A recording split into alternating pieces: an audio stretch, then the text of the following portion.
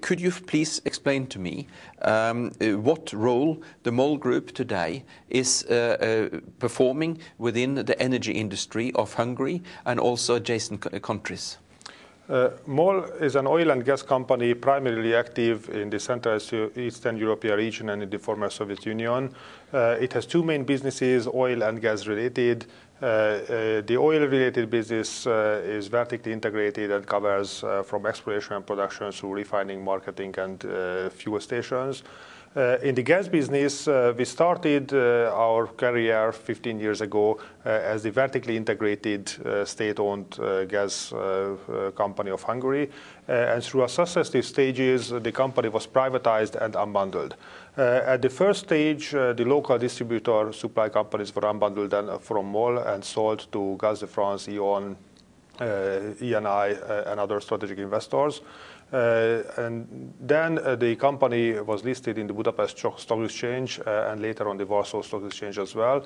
And the Hungarian government sold its last remaining shares 2 years ago. So now the company is fully privately owned, and it is in fact the largest fully privately owned company in the new EU member states. In 2005-2006, we concluded a transaction with E.ON Rurgaz, in which we sold the public wholesaler division, which buys the Russian gas and sells to the local distributors to E.ON Rurgaz, and we also sold our storage operations. So this transaction effectively created ownership unbundling in the Hungarian gas system, and now MOL concentrates on the transmission system operator function. Very, very, very good. The gas industry in Central Europe originally was effectively an extension of the Soviet Union gas system used to export gas to West European countries. To this large transmission system, there were certain then local distribution operations attached to this, of which I understand the Hungarian system that was also such an operation. Now I understand because this model with Hungary now and also adjoining companies being members of the EU, this system doesn't work as well as it did in the past.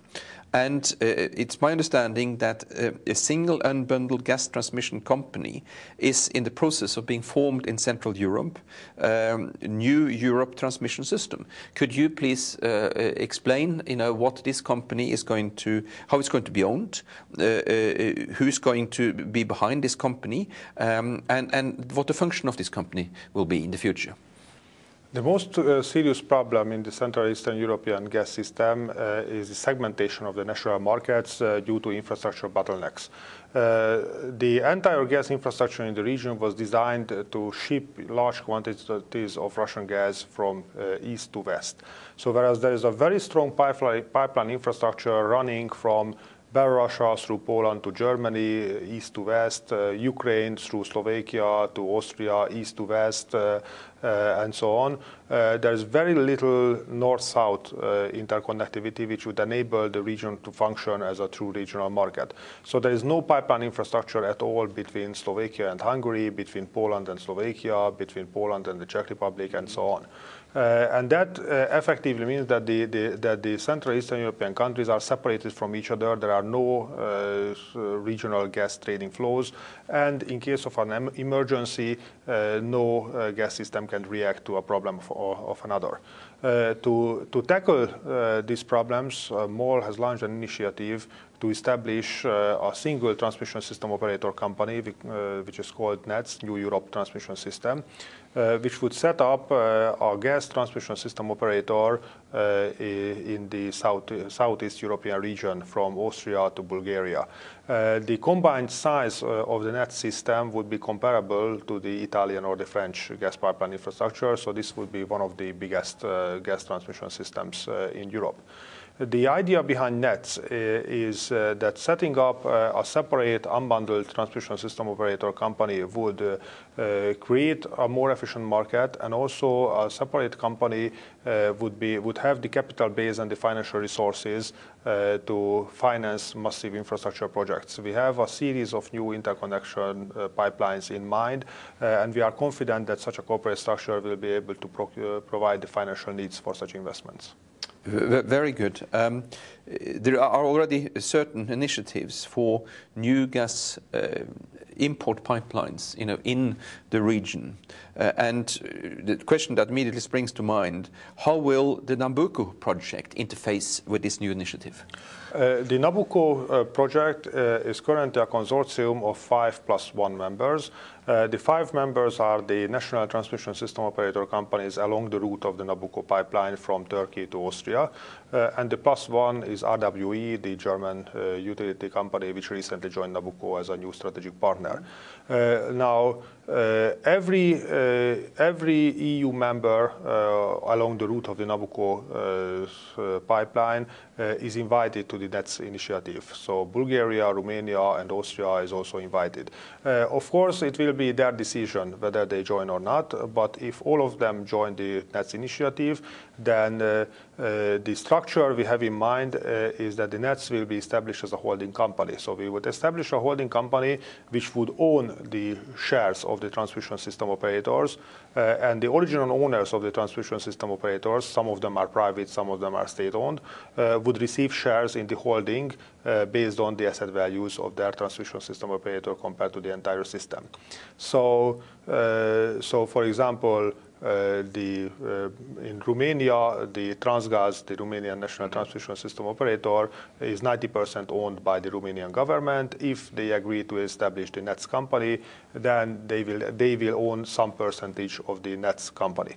And NETS would take over all the assets of the mother transmission system operators, including the ownership stakes in Nabucco. So establishing the NETS company would actually very much simplify the governance of the Nabucco project, because that would mean that all the EU member states would be represented by NETS in the Nabucco consortium. Very good. With the NETS potentially taking over Nabucco, how does NETS then now fits in, with the latest initiative by Russia and ENI in Italy to build the South Stream project? The South Stream project has a different business model than Nabucco.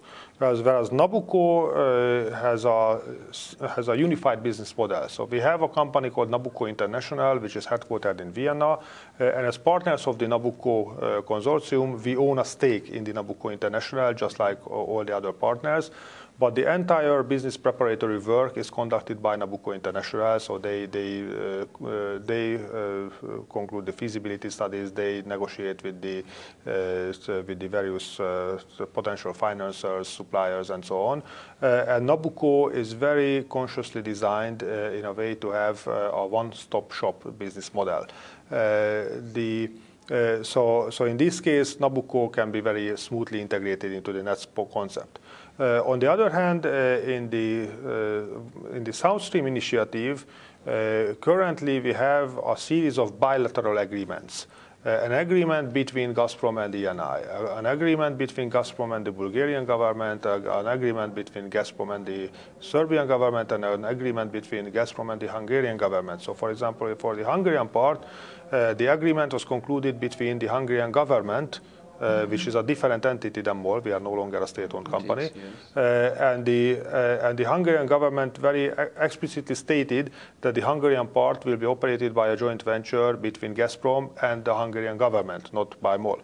So the South Stream project has different bilateral agreements for every stage of the project, depending on the circumstances. And for this reason, it is very likely to remain a separate entity even after NETS established.